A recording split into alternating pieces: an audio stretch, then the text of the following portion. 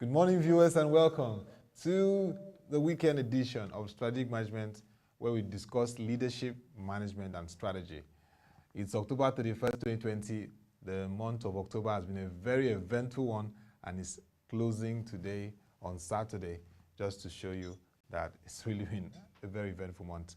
Across the world, Europe and US, they're celebrating the Halloween, but here in Nigeria, we'll be looking at leadership with our regular guest, Mr. John Wesey, CEO, Psyntech Nigeria Limited, and a management consultant. Our discussions for today centers around a very interesting month, like I said earlier, and we are looking at the October 2020 violence in Nigeria, leadership lessons. It's going to be interesting to see what came out from a peaceful protest for police reforms, particularly in the Special Anti-Robbery Squad, but escalated to violence and again brought to the fore the need for leadership in a time like this. Nice to have you on the program, Mr. John Wesey. Thank you, Otto. My pleasure. Indeed, it has been an eventful month, and you can agree that with me.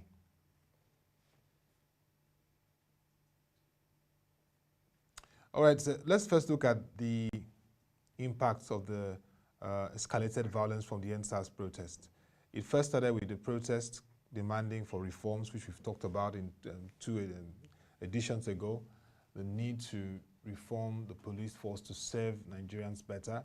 And there were some signs of that response from the government, setting up the judicial panels, the 545 demands, and the need to be more proactive. But then the escalated violence perpetrated by hijacked by hoodlums, perpetrated violence in a way that we've not seen in many years. I think the last time we could experience a bit of something like that was during the 1993 agitation for return to democracy after the botched June 12 elections.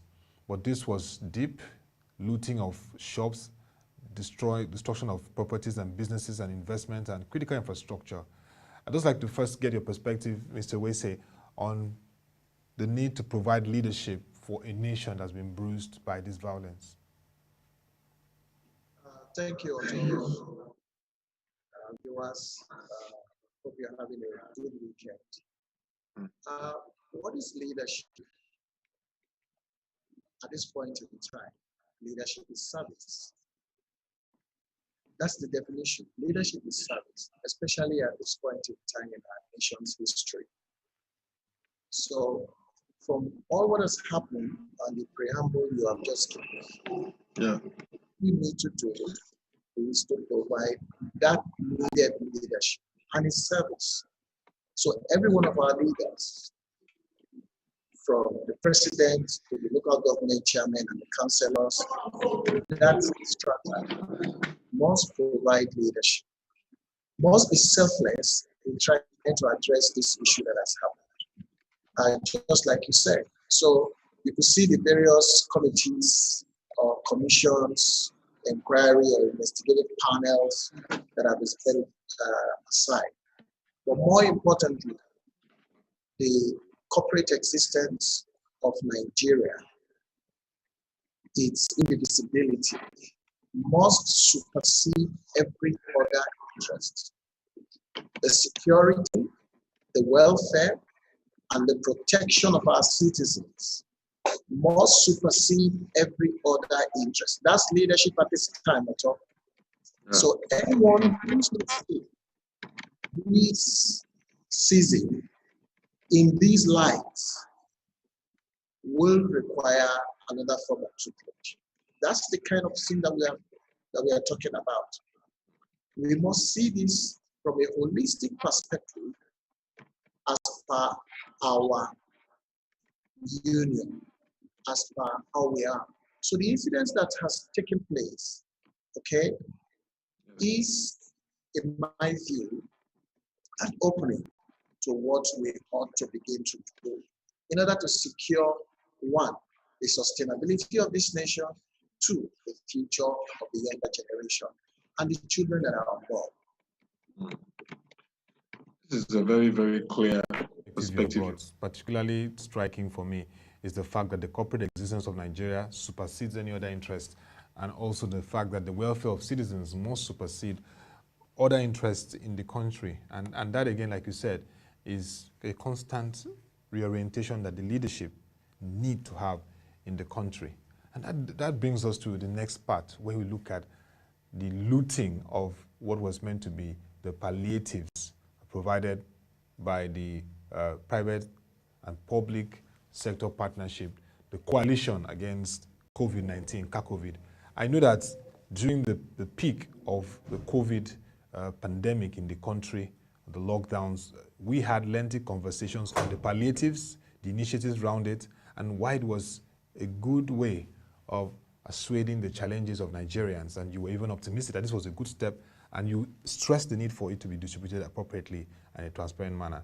But when we saw the wanton looting, destruction across the country, again, the trust in governance and ability to provide in succor in times of challenges comes to the fore. How do you assess this management of the palliatives that were supposed to be distributed? What went wrong from your assessment? Well, there are the management of the palliatives. The truth of the matter is, if this crisis had not been made to escalate to this dimension, we wouldn't have known. So there are many positives as well as loads of negatives for us to take out of this, the incident of the invasion of where these palliatives are. I don't want to recap what most other speakers may have said, but the question we should ask ourselves are this: from all the narratives, all the explanations you and I have been given, what is the level of logistics planning that went into the distribution when these palliatives got to each of the states? What were the plans that were put in place? We didn't need to store these things. Nigerians are hungered. So while we do not condone unauthorized actions like the looting that took place, I do not condone it. But that is a response to a desperate situation by our people, which is why I said that the welfare of our citizens must supersede any other action that those in authorities are trying to take.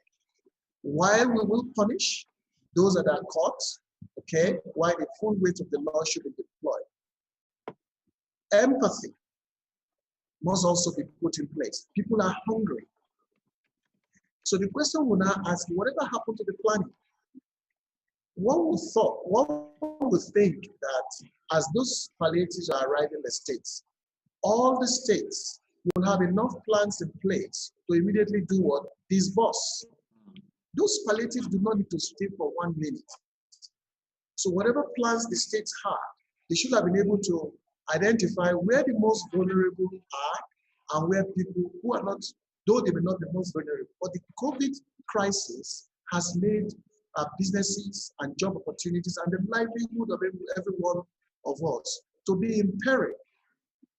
Okay, so that's why you saw that. So the question was the level of planning that went into the management of the palliatives. It has brought to question in some states did the best they could, some others couldn't. So for what has come into play is the level of planning that we put into certain programs.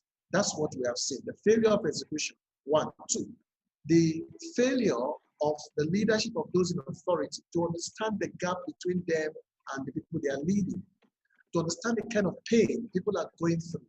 So whoever is engaging our citizens did not understand the level.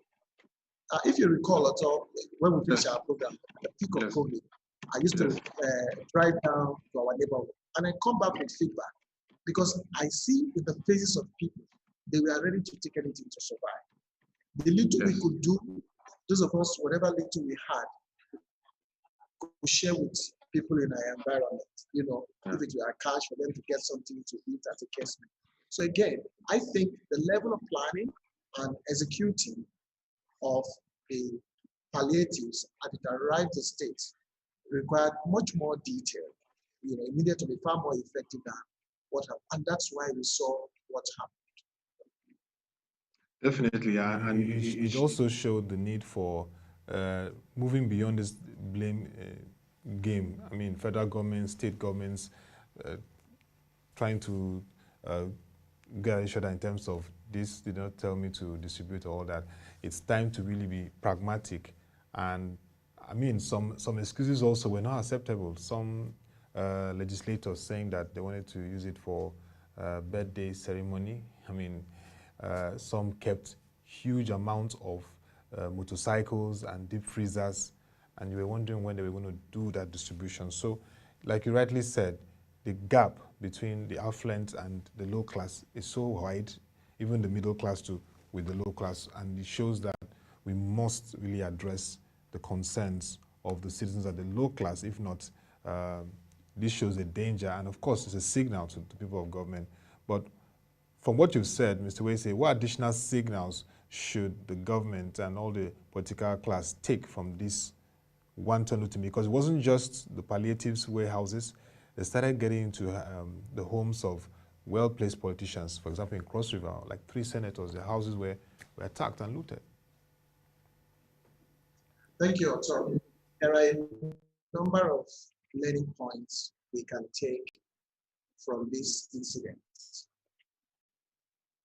The first one is everybody is threatened, the rich and the poor. Hunger has no tribe. Starvation has no language. It has no religion. It has no faith.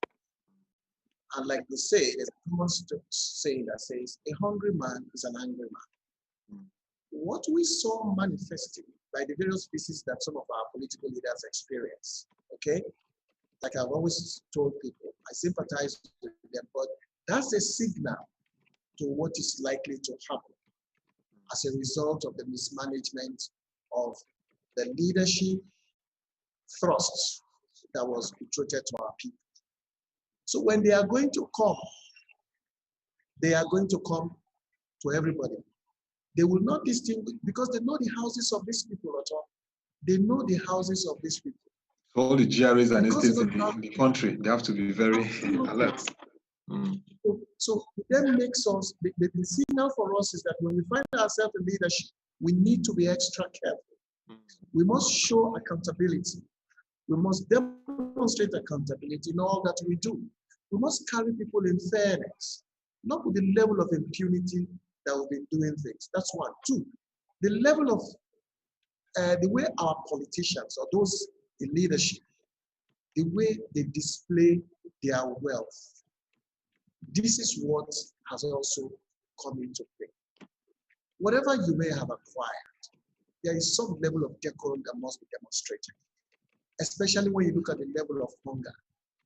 People who are hungry, the truth is that in private conversations with friends and professional colleagues and associates, we know we were sitting on a keg of gunpowder because of the level of hunger and starvation that is in the land. And that is what you see happen. So our leaders must see beyond the acts and look to the reasons. What can we do to get all of the current measures, the federal government and its players, and all the relevant players are doing, to reach out to our people? How effective are those initiatives? How effective are they? Are we reaching out to our people? What is the level of engagement? What are the metrics we have to know that we are reaching the kind of people that we are reaching? Also, in the midst of this, there is a testimony of a policeman who his station was to be attacked. It was the same people that said, no, this man and the station must be spared. Yes or no? Yes. He was selfless in his service. He connected with his people. Our leaders connecting to the people they are there. It shows there's a great disconnect. So we must go back and recalibrate, in my view, we must go back and recalibrate our method of engagement, our leadership style with the people that we are leading. These are the salient learning points people should take home out of this. Yeah. And talk about connecting with the people. And you mentioned a police officer. the police force was seriously brutalized during this period. I mean, the SARS formation, they have their excesses, but generally we have professional police officers who are doing a great job. So they took the brunt of the excesses of formation. And I mean, you could see, Mr. Wesey, police stations burnt, kids, teenagers, 13, 15, 16, wearing uniforms of DPOs and all that. I mean, like, it was unprecedented. But the place of compassionate leadership and value for lives is very important. We saw the governors across the states that were affected, over 19 states, visit sites of businesses and infrastructure that were affected adversely, particularly Lagos down to Rivers. But touching moments also were the governors of River State going to Igbo, where there was an attack, killings of police officers and military men, and making donations to the families of those slain officers, which was quite remarkable. And also the governor of Lagos making a commitment to take the scholarship of the children of all the officers that lost their lives in Lagos up to university level. But looking at those compassionate moves, which is important to support the forces, and also the need to support citizens affected and businesses. We've looked at Lagos State, they are rolling out their Employment Trust for Initiative, and several other states are looking at how to support. Oyo and Kwara State have rolled out 500 million each. But generally, the carnage is running to trillions of naira overall.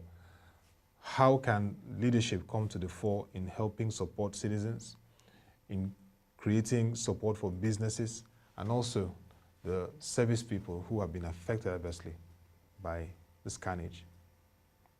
Thank you, Dr. I think we need to thank, first of all, the fact that the state governments have been able to rise to respond to the citizens, as well as to men of the police and maybe other paramilitary or military people that may have been affected, who lost loved ones, as the case may be. Again, we must commend those. But what is the lesson to take home? While states or some states have devoted certain funds to support losses, okay, the good news is they must make the citizens to understand that, especially those who are really affected, that our support, our response will not fully respond 100% to your loss. But you can be sure that whatever we are giving from the limited resources that we have, okay, we are going to give to you to support, to find a way for them to roll back and come back from their losses. That communication, that engagement is very important. Because for people who have lost, and obviously they are going to support them, in their mind's eye, some of them might be thinking that all what they lost to be settled to X, say X amount of value, will be given back to them. That is certainly not possible. So the engagement that our state governments and the federal government should do will be, we are providing this support for you for now. Not only that, as well as therapy. People are going through, people who have lost so much, I've heard some stories, they are going through psychological trauma. So it is not just physical support they should provide, they should also provide psychological and medical support to people who are going through lots of pain now. So they must categorize the kind of support that they are giving. While they have made funds available, there must be also that humanitarian support, that emotional support that they must provide to for our citizens. The fund, as well as they must be properly managed. I can't overemphasize that. So you discover that the intentions might be good, the execution is poor. We don't lack planning here. It's implementation. It's implementation, and that's where the crux is. So we must get our implementation acts together, so that at the end of the day, all of us will be happier for it, that we've been able to do what is right and appropriate for our people. So that's my response to that. Number one, good moves, okay, but it's not just financial support alone. that financial support will not be as strong as the emotional support that goes with it. So government must look for professional therapists, psychologists, people who are trained to also support these people in encouragement and reaching out to them. Create a structured program to reach out to these people so that they can build back their confidence. They can build back the losses and psychological trauma people will be going through at this time, at this season. So that's another aspect that I think government must bear in mind to provide this support to our people. Okay, now let's look at the incident. Of course, it was a widely condemned incident in Lekki Toll Plaza, October 20th, called Black Tuesday. Initially, there were denials from the military force, but now they're beginning to respond. And the governor of Lagos State, the various political office holders and stakeholders visited the scene. The major demands are that the fact-finding team set up by the Lagos State government should be independent. But beyond that, justice is what is being demanded at this time. So Mr. Wesey, this is something that we know we've had a history in Nigeria of reconciliations that we lost the opportunity to leverage on because of not confronting those setbacks and how to move up from there in the past. I mean, a lot of people would like to ignore that we had the experience of the Biafra War 1967 to 1970, which was a opportunity for us to heal and reconcile as a nation. This incident, of course, was unfortunate because security forces opened fire on unarmed protesters seeking reforms in the police force. Where is the place of taking responsibility and ensuring that justice prevails beyond the blame games between the military and the Lagos State government?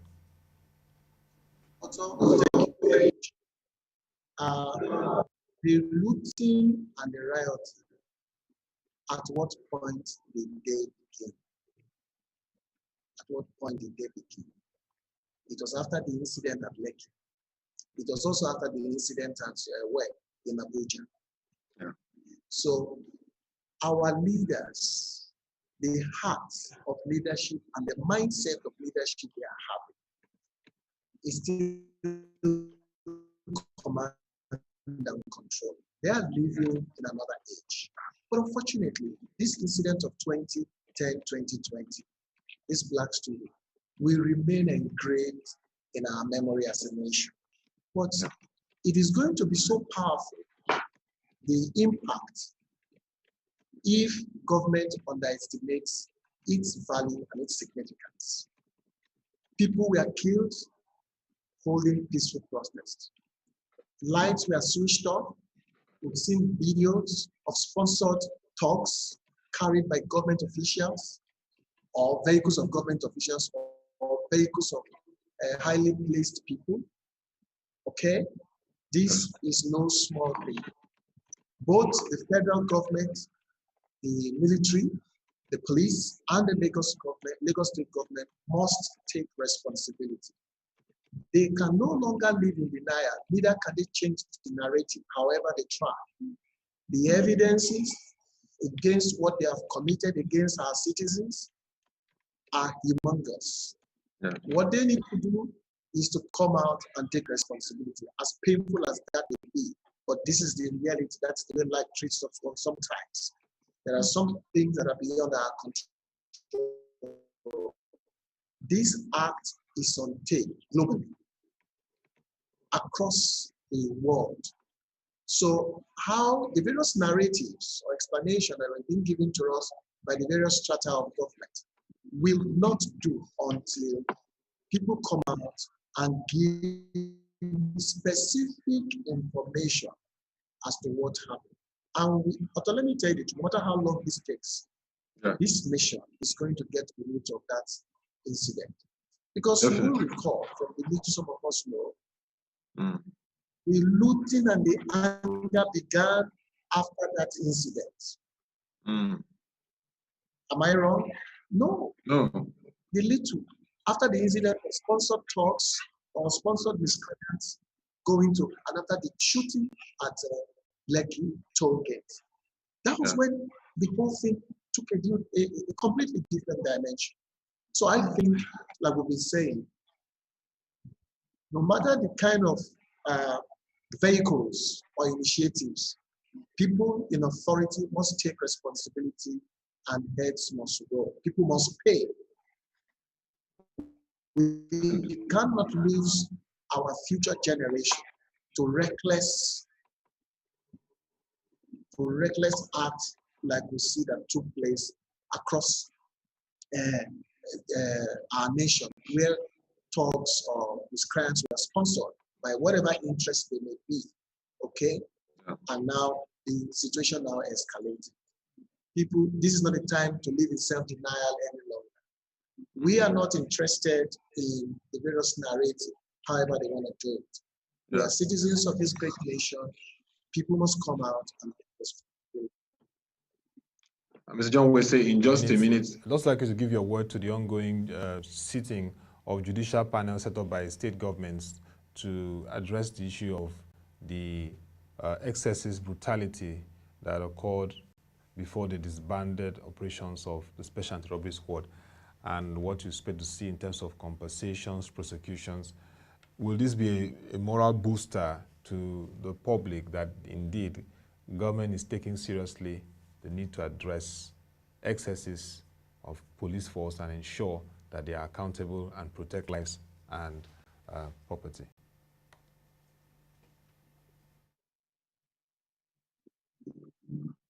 The judicial panels across the states that has been set on, they're also a good move, but we should wait for the outcome.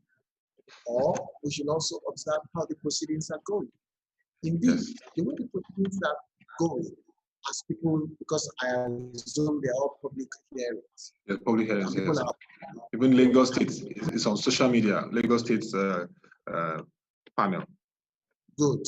Now, it's not just Lagos State. Every other state where wanton destruction has taken place, is going on. So, what I think we should do is to just observe what is going on. It is too early to give any call. The initiative is good, the intention is good, but let us wait. My counsel, let us wait and see how we are managing, what the eventual outcome will be, and how the conversations are being held, and how feedback is being dealt with. It's being received by all the parties that are involved in this. That's the comment I will make. Good efforts by the various governments setting up the judicial panels, okay, to create a way to hear from people and maybe create a recovery path for everyone. But I would rather say, let's wait and see how things go. All right, thank you very much, Mr. John Wesey. Conversation to sign off the month of October, a very eventful month, but of course, a quest for leadership in response to the violence that meted the peaceful protests to reform the police force. Indeed, you said some very key points, particularly that the leadership in Nigeria must take the welfare of citizens. It must supersede other interests, and that is a very big point, and that we must address the wide gulf between the affluent and the low class. We can't even take it for a joke. And also that in every initiative, the implementation is very key, and that we need to move from the mentality of a command and control. Times have changed. We have a generation that has a global tribe, like Professor Padotome will put it, and of course, we must brace up for more responsibility. And the incident in Lekki Toll Plaza of October 20 is something that the government, like you said, should not treat with levity, but get to the root of it, and all those involved brought to book. Next month of November is a very eventful month, and of course, we'll look to have some conversation about leadership. Of course, Mr. John Wesey, you've been following global developments. You know that next month is the US presidential election, and of course, the announcement of the next Director General of the World Trade Organization, which will be a woman. You've always been saying that the women are great in leadership, so we hope to have such conversations in very much subsequent editions around the trends as it affects leadership. Thank you once again, Mr. John Wesey, and a happy new month of November to you ahead. Thank you. Thank you. Yeah, same to you. Yes, thank you. And that'll be all for this edition of the Strategic Management Program. It's been an eventful month of October discussing leadership, management, and strategy. And we look forward to having you join us subsequent editions to get insights into leadership, strategy, and management as it connects to developments core across the world. This period also, I'd like you to join our website, www.prochange.com, to get videos and articles and insights on leadership as it concerns the globe and Nigeria. Also, our videos on the strategy management programs are there, and you go onto the sites and click on the WebTV box. You see on the business column various videos around leadership and management, particularly the strategy management program. To come your way again, thank you for watching. Have a nice day and stay safe.